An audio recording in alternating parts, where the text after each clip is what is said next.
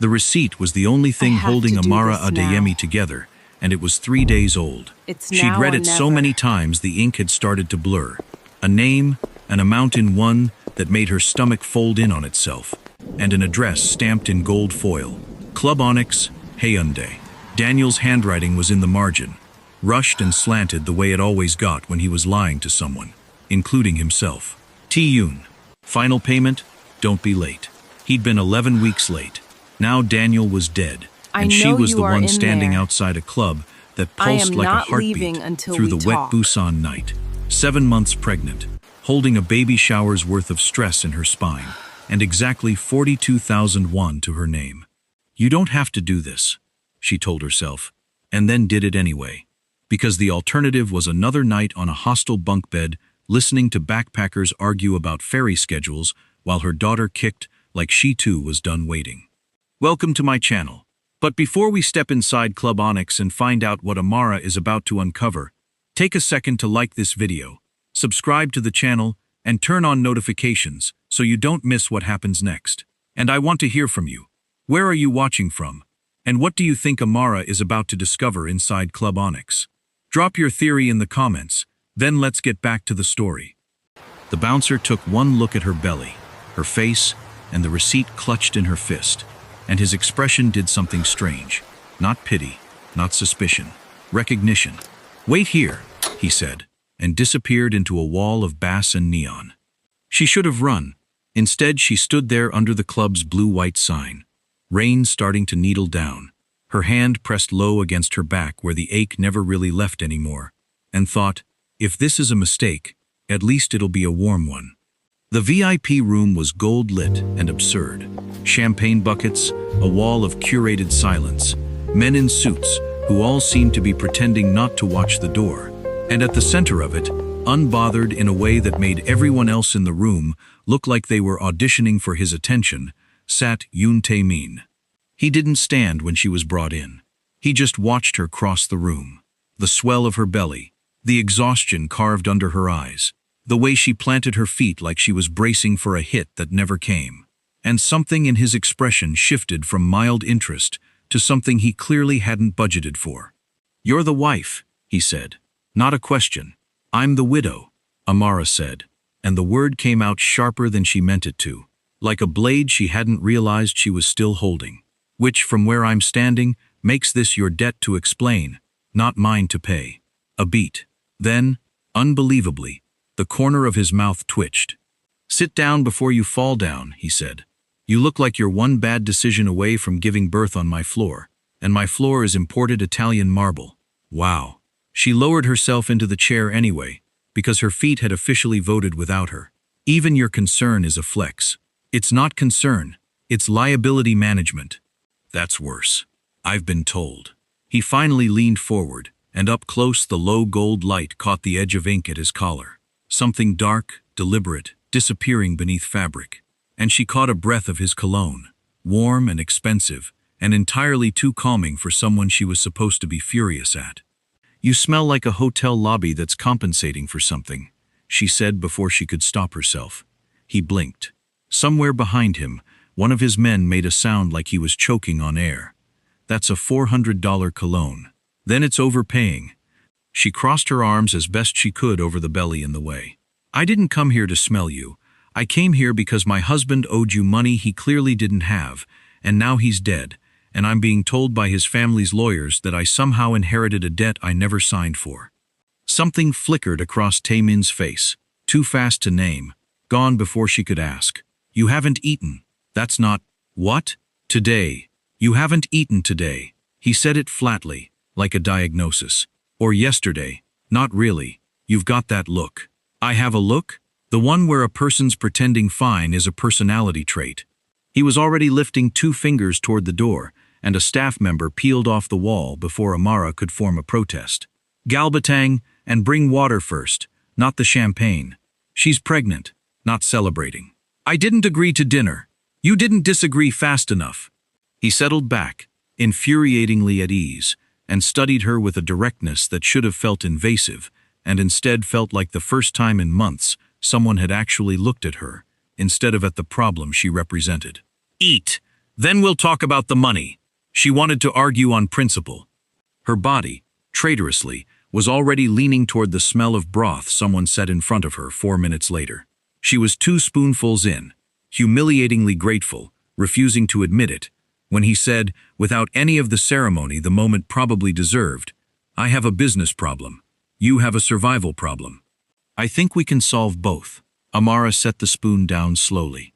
"That sentence should terrify me more than it does." "It should," he agreed. "I'm not a good man, Mrs. Adeyemi. I'm a practical one. There's a difference, though most people don't bother learning it. Comforting. My family's shipping company is finalizing a merger. The board wants a flicker of something almost like distaste. Stability. A settled man. A wife photographs well in a boardroom in a way a bachelor with my reputation does not." He said it like reciting a specification sheet, and yet his eyes hadn't left her face once, and it didn't feel clinical at all. 1 year. Legal marriage. My name, my protection. From the debt, from whatever else Daniel left you holding. In exchange, you stand next to me and look like you tolerate me in public. That's insane. You're 7 months pregnant, thousands of miles from home, with 42,001 and a debt attached to a dead man's name. He said it gently, which was somehow worse than if he'd said it cruelly. "I'm not describing an insult. I'm describing Tuesday. The worst part, the part she'd be furious with herself about later, was that he wasn't wrong, and some traitorous, exhausted piece of her had already started doing the math." "Okay," she heard herself say, barely a whisper, like admitting it out loud might undo it. "Okay, fine, yes." Tae-min didn't smile like a man who'd won something. He just nodded once, like she'd confirmed something he already suspected about her, that she was brave, or desperate, or both, and reached into his jacket. The black velvet box he set on the table between them was small, unassuming, and utterly wrong for a business transaction. Amara stared at it, then at him. "That is not a fake marriage ring." Something almost like guilt crossed his face. There and gone in half a second, replaced by that same unbothered calm. "No," he admitted. "It isn't." He didn't explain. He didn't have to. And the way he was looking at her, like the ring was the least dangerous thing about tonight, told her this arrangement had already stopped being simple, 3 sentences before she'd even said yes. The smoke alarm went off at 7:12 a.m., which was how Amara learned that Yoon Tae-min, a man who could apparently negotiate 9-figure shipping contracts before breakfast, could not, in fact, make rice. She found him standing over the cooker like it had personally betrayed him, sleeves shoved to his elbows, a dish towel draped over one shoulder, with the seriousness of a surgeon's gown. Smoke curled toward the ceiling in lazy gray ribbons, catching the early light slanting through the kitchen windows, and for a second, all she could do was stand in the doorway and watch Busan's most feared fixer lose a fight to a pot. "Don't," he said, without turning around. "Say anything." "I wasn't going to say anything." She was already saying something. "I was just admiring the texture. It's fine. It's black, Tae-min. It's caramelized. That's not a real word for rice." She crossed the kitchen, waving smoke away from her face, and peered into the pot with the deep, unimpressed calm of a woman who had grown up in a house where burning rice was a punishable offense. "My mother would come back from the dead to slap you." Something flickered across his face. Not embarrassment exactly, more like a man recalibrating an assumption he hadn't realized he was carrying. "You cook." "I exist near a stove occasionally.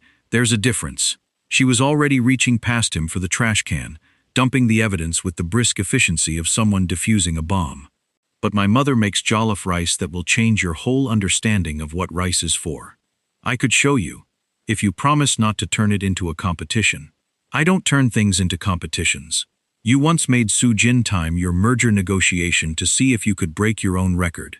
That's different. That's business." "Uh-huh." It became a competition within 4 minutes. By the time the tomato base was simmering, Tae-min had rolled up his sleeves further, pulled up 3 articles on his phone about Scotch bonnet ratios, and was measuring stock with the focused intensity of a man defusing an actual bomb. "You're not supposed to measure it," Amara said, laughing despite herself. One hand braced on the counter, the other resting where the baby had started up her morning routine of what felt like actual gymnastics. It's a feel thing. Feel isn't repeatable. Repeatable is how you get consistency. It's rice, not a merger. Everything's a merger if you think about it long enough. He said it so seriously that she nearly choked on her own laugh. And when he glanced up and caught her face, really caught it, delight and disbelief and something warmer underneath. His own mouth curved, helpless, like he hadn't meant to let that out either. "You're ridiculous," she said. "You married me. I married your bank account and your ability to make lawyers disappear. This," she gestured at him, flour-dusted and stubborn, and standing in a kitchen that cost more than her mother's entire house. "This is a bonus feature nobody warned me about." They ate on the floor of the half-finished nursery because the crib parts were the only flat surface not covered in fabric swatches, Tae-min insisting, over her protests, on assembling it himself. "You could just hire someone," Amara pointed out, watching him frown at an instruction manual like it had personally wronged his family. "I don't need help. You've had that same panel upside down for 10 minutes. It's testing structural integrity. It's upside down, Tae-min."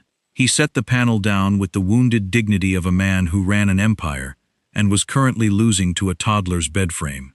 "What about Adaeze?" "What?" "For the baby, if it's a girl." He said it too casually, like he hadn't been turning the thought over for days, like admitting he'd been thinking about names at all might reveal more than he meant to. "It means," I looked it up, "princess." "I thought," he stopped, started again, quieter. "I don't know. I liked it." Amara went very still, spoon halfway to her mouth. "You've been researching Igbo names. I've been researching your names. There's a difference." He wasn't looking at her now, very focused on a screw that did not need his attention. "In case it mattered to you, whether she has one that means something, and not just," he gestured vaguely, "whatever sounds nice in a boardroom." Something in her chest went soft and dangerous. "Tae-min, I'm not trying to make this into something. I just thought," "I know," she said gently, and let him off the hook, because pushing further felt like it would break something neither of them was ready to name yet. The trouble arrived that evening in the form of Soo-jin, phone already in hand, expression flat in the specific way that meant, "Bad news, brace yourself." "You made the front page," she said, sliding the phone across the counter. "Ghost of Busan's pregnant American wife caught in heated street argument. There's a photo. You look like you're about to throw a shoe at him." Amara stared at the grainy image. Her, hand up mid-gesture outside the restaurant 2 nights ago. Tae-min's jaw tight, both of them frozen in what had actually been a 5-second disagreement about parking. That was about valet tipping. The internet doesn't know that. Soo-jin's mouth twitched, the closest she ever came to a smile. "For what it's worth, I told the paper's editor that if it wasn't retracted by 6 p.m., I'd let it slip that his brother-in-law's construction permits are 3 years expired. Should be down by now." Amara blinked at her. "You just handled it. Someone has to." Soo-jin was already walking away. "He's an idiot about optics." "You're stuck with him. Figured I'd help." Tae-min showed up at her door 20 minutes later, holding a plate of fried plantain, so unevenly cooked it looked almost defiant. Half the pieces black at the edges, the other half suspiciously pale. "Peace offering," he said. "The article's gone, and I made this. Soo-jin said it was your favorite." "I may have overcommitted to the process." Amara looked at the plate, then at him, standing in her doorway, in the low gold wash of the hallway light, looking genuinely uncertain, for maybe the first time since she'd met him. No boardroom calm, no fixer's composure, just a man holding badly fried plantain, like an apology he didn't have better words for. "You're terrible at this," she said softly. "I know. I mean deeply terrible. I'm aware." A pause, and something honest slipped through the cracks of his usual control.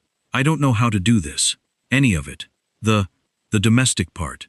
I've never had to be soft at anything before you." She took the plate, set it aside, and before either of them fully decided to close the distance, his hand found her belly, asking without asking, the way he always did now. Some silent ritual they'd built without naming it. The baby kicked, hard, right against his palm. Tae-min went completely still, breath catching audibly in the quiet hallway, and when he looked up at Amara, there was something raw and unguarded in his face that hadn't been there in the club, or the courthouse, or any version of him she'd met before tonight. "She knows my hand now," he said, voice rough, barely above a whisper. "Tae-min, don't," he said quickly, eyes still locked on hers, his hand not moving from where it rested. "Don't say anything yet. I just need a second. Just let me have this." And standing there in the hallway light, plantain forgotten on the table beside them, Amara realized with a lurch she wasn't ready for that. The contract between them had quietly, dangerously, stopped being the point. The Skilla's ballroom was lit like something out of a memory Amara hadn't lived yet. Gold light pooling off chandeliers, catching the champagne in every glass, and turning the whole room the color of something about to happen. She'd expected to feel like a prop tonight. Instead, standing in a midnight blue dress that made her skin look lit from within, watching Tae-min work the room like he'd been built for it, she felt something far more inconvenient. Want. He was terrifying in there. That was the thing nobody warned her about, how attractive terrifying could be on the right man. She watched him dismantle a hostile board member's objection with 3 sentences and a smile that didn't reach his eyes, watched grown executives visibly recalibrate their posture when he crossed a room, and felt her pulse do something traitorous and unhelpful low in her stomach. This is a business arrangement, she reminded herself, for what felt like the 400th time that week. Her body was not listening. Her body hadn't been listening since the plantain. "You're staring," Tae-min murmured, appearing at her elbow with 2 glasses, sparkling water for her, something amber for himself, like he'd felt her eyes on him from across the room. "I'm observing. There's a difference, is there?" His mouth curved, and up close the gold light caught the sharp line of his jaw, the ink just visible at his collar, and she hated how much she wanted to trace it. "What are you observing then? That you're insufferable in a boardroom. You say that like it's new information." "I'm saying it like it's annoyingly attractive information, which is a different problem entirely." Something flared behind his eyes, surprised, pleased, dangerous. "Careful, Mrs. Yoon. Keep talking like that, and I'll start thinking this is a real marriage. Don't let it go to your head. Too late." The dance happened because Chairman Park insisted, because appearances demanded it, because some string quartet in the corner started playing something slow and inevitable. And none of those reasons explained why Amara's hand fit so easily into his, or why his palm settled at the small of her back like it had always belonged there, or why the space between them kept narrowing without either of them deciding to close it. "You're good at this," she said, breath catching slightly as he turned her, easy and sure. "Dancing, or lying to a room full of executives? Either. Both. I'm realizing I don't actually know which version of you is real." Something shifted in his face, the performance cracking, just slightly, just for her. "Neither some nights," he admitted, voice low enough that it was only for her. "I forget sometimes which one I'm supposed to be. And tonight?" His hand tightened, almost imperceptibly, at her back. "Tonight, I'm not performing anything." The music kept playing. Neither of them was really dancing anymore, just swaying, close enough that she could feel the warmth radiating off him through the thin silk of her dress, close enough that the practiced ease of the ballroom seemed to fall away into something narrower, more dangerous, more true. That was when the voice cut in, pleasant, smiling, wrong in a way she felt before she understood why. "Sister-in-law."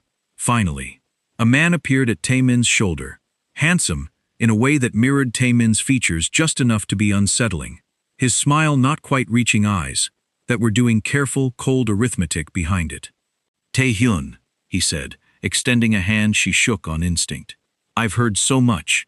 Tae-min's whole body changed beside her. Not visibly, not in a way anyone else in the room would catch, but she felt it, a subtle locking of muscle, like a door quietly bolting shut. "We were leaving," Tae-min said. Of course." Tae-hyun's smile didn't waver. His eyes moved to Amara, warm and terrible. "Before you go, you should ask your husband sometime how he really found out about your late husband's debt." A pause, deliberately light. "It's a fascinating story. He tells it so well. He was gone before Amara could ask what that meant, swallowed back into the golden crowd, leaving behind a question that sat in her chest like a stone dropped into still water. Taemin's jaw was tight enough to ache. "Don't," he said quietly. "Not here. Please." She let it go. For now. But it followed them home like a third passenger in the car, silent and heavy, all the way up the elevator to the penthouse. The apartment was dark when they got in, city lights bleeding gold and blue through the floor-to-ceiling windows, throwing long shadows across the floor. Tae-min shrugged out of his jacket, movements careful, controlled, the way he got when he was trying not to let something show. Tae-min, Amara stood in the middle of the living room, arms crossed, heart hammering somewhere up near her throat. "Is this still just business to you?" He stopped. Didn't turn around right away. When he finally did, the golden light caught the exhaustion under his eyes, the war visibly happening behind them. "I keep telling myself it is," he said, voice rough, honest in a way that startled her. I have a whole list of reasons why it should be. Why it's safer if it is." He crossed the room slowly, stopping close enough that she had to tilt her head back to hold his eyes. "But I watched you tonight, arguing with Chairman Park about tariffs like you actually cared about winning, and I thought, I don't want this to be business. I haven't wanted that in weeks. I just didn't know how to say it without it changing everything. So say it now." He stopped, swallowed. His hand came up, hesitant, to brush a curl back from her face, like he needed permission his mouth couldn't ask for. "I don't know how to do this the right way. I've never had to." "Then do it the wrong way," she whispered. "I don't care. Just..." He kissed her before she finished the sentence, slow and searching, one hand cradling her jaw like she was something he was afraid of breaking and something he couldn't stop reaching for at the same time. She felt it everywhere, in her chest, her spine, the traitorous heat low in her belly that had nothing to do with pregnancy and everything to do with him. When he finally pulled back, forehead resting against hers, both of them breathing unsteadily in the dark, he laughed, quiet, disbelieving, almost pained. "I've been trying not to fall for you since the courthouse," he admitted against her mouth, voice cracking on the honesty of it. "Since the rice. God help me. I've been failing spectacularly the entire time." Morning light hadn't fully broken yet. The penthouse still held onto the blue-gray hush of pre-dawn, the kind of light that made everything look unfinished, honest, unguarded. Amara stood by the window with her arms wrapped around herself, Taehyun's words from the night before still lodged somewhere under her ribs, like a splinter she couldn't work free. "Ask your husband how he really found out about your husband's debt." She'd let it go at the gala. She wasn't letting it go now. "Tae-min." Her voice cut through the quiet kitchen, steadier than she felt. "I need you to tell me something, and I need you to not do the thing where you deflect with a joke or pour me water I didn't ask for." He'd been reaching for the kettle, his hands stilled mid-motion, and when he turned to face her, the low light caught something braced in his shoulders, not guilt exactly, but the posture of a man who'd been waiting for this question and had run out of road to avoid it. "Ask me," he said quietly. "How did you really find out about Daniel's debt?" The silence that followed had weight to it, physical, pressing against her chest until she could hear her own pulse in her ears. She watched him consider, for one heartbeat, two, whether to lie, and watched him decide not to. "My brother manufactured it," he said. "No hedging, no pause dressed up as thoughtfulness. Taehyun found your husband, saw an opportunity, and engineered a debt trap he knew would eventually bring someone, you, into my orbit. He wanted leverage against me, before the merger vote. A scandal he could control the timing of." Amara's breath left her in a rush, like she'd been struck somewhere soft. "And you knew." "I knew a version of it." His jaw tightened, and for once he didn't try to smooth the ugliness out of his own voice. "Before the wedding. Not everything. I didn't know how deep it went until recently, but I knew this wasn't a normal debt. I knew my brother's fingerprints were somewhere on it. And you married me anyway, without telling me." "Yes. Why?"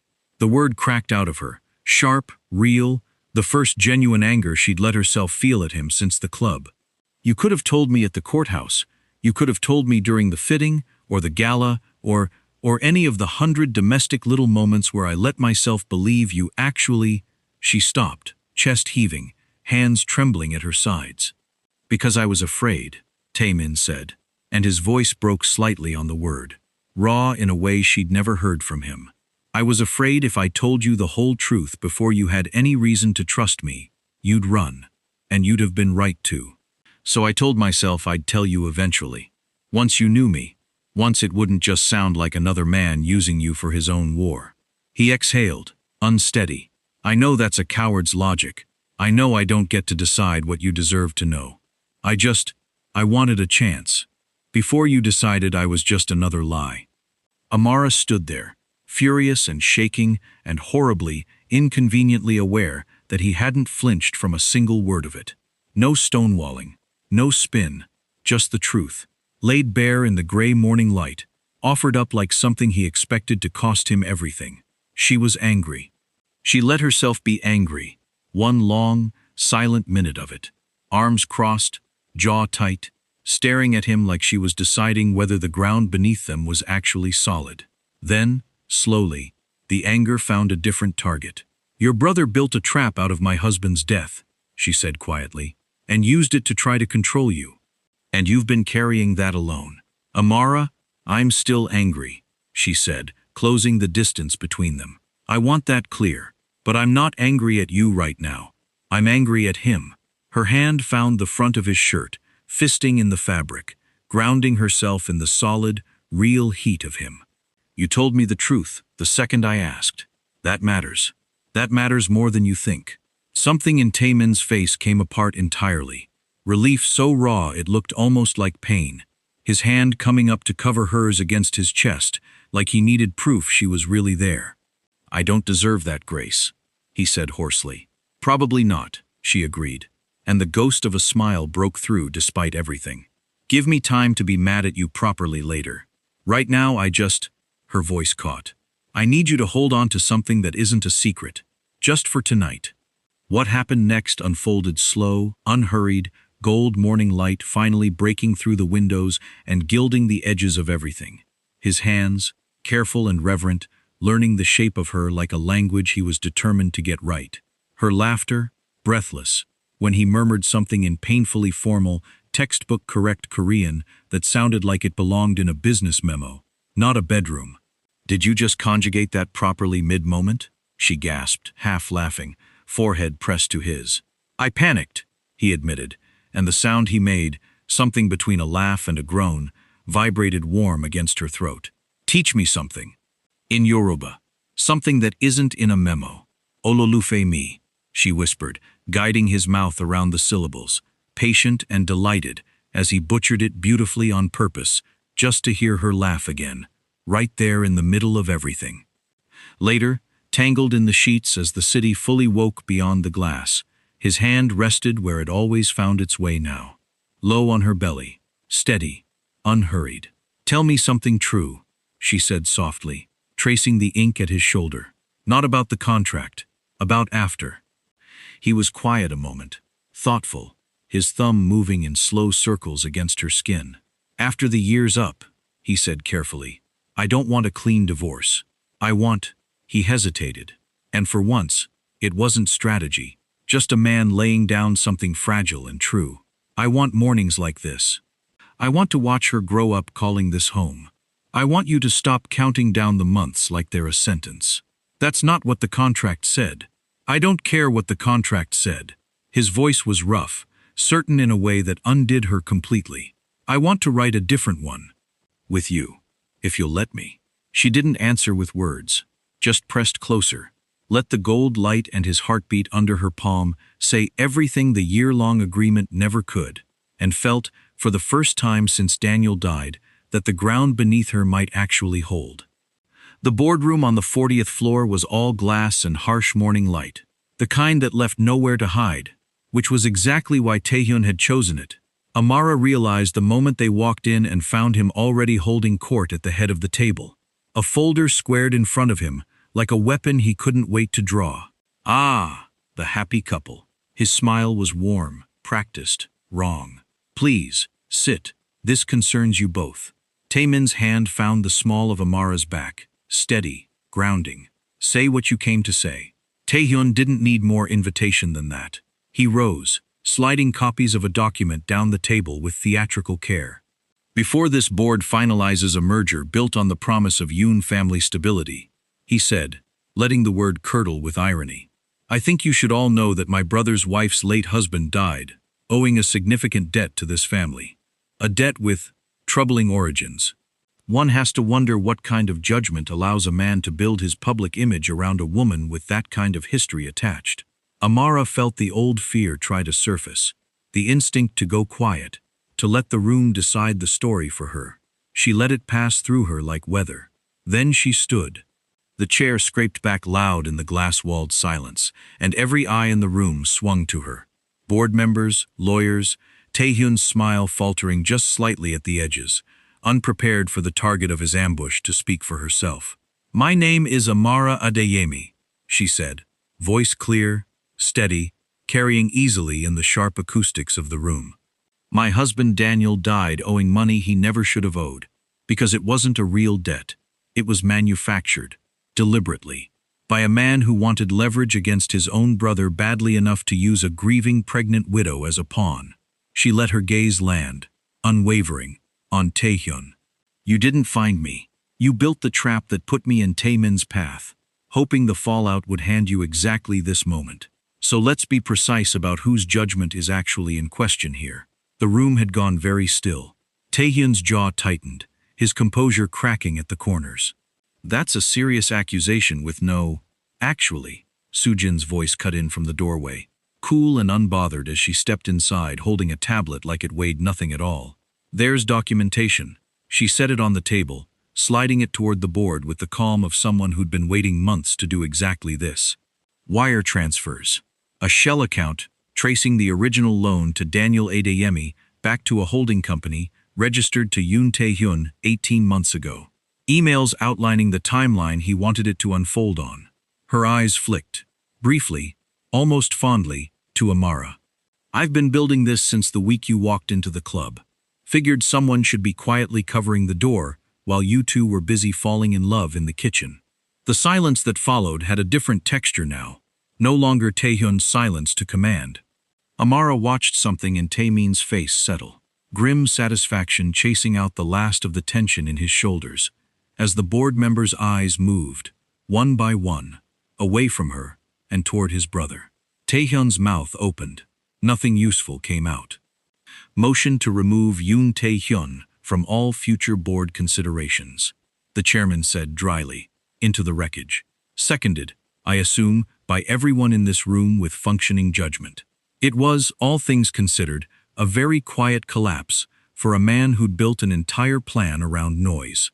6 weeks later, the penthouse held a different kind of tension, softer, warmer, the low gold hush of late afternoon spilling across the nursery floor where Tae-min knelt, entirely unbothered by dignity, timing contractions on his phone with the same focused intensity he'd once brought to a merger negotiation. 4 minutes, he reported. I think that's good. Is that good? It's rice.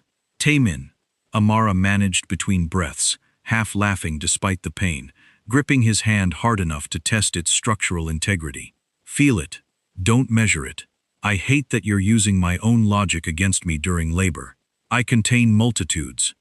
There was no chaos this time, no armed men in a lobby, no reinforced door, no fear threading through every word. Just their bedroom, soft lamplight, a midwife's calm instructions, and Tae-min's voice low and steady in her ear the entire time, murmuring encouragement in a tangle of Korean and English that had long since stopped needing to be perfectly conjugated to mean everything. When their daughter finally arrived, loud, furious, perfect, it was into a room full of golden light and quiet joy, instead of blood-slicked panic. And Tae-min's hands were sure and unshaking as he lifted her, tears cutting silent tracks down his face. Adaeze, Amara whispered, exhausted and radiant, watching him cradle their daughter like he'd been rehearsing for this his entire life. Just like you wanted. I didn't want it, Tae-min said, voice cracking. I hoped for it. There's a difference. He pressed a kiss to the baby's forehead. Then to Amara's, unable to stop touching either of them, like he still couldn't quite believe this was real, and not something that would be taken from him.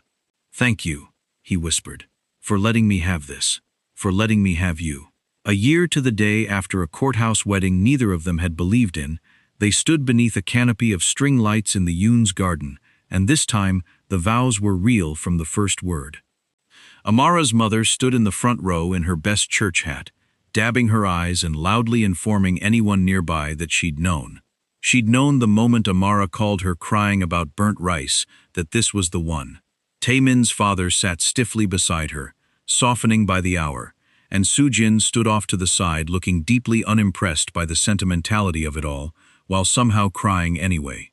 "Second time's the charm," Tae-min murmured against Amara's ear as they danced, Adaeze asleep against Soo-jin's shoulder nearby, the whole disaster of a year finally, fully behind them.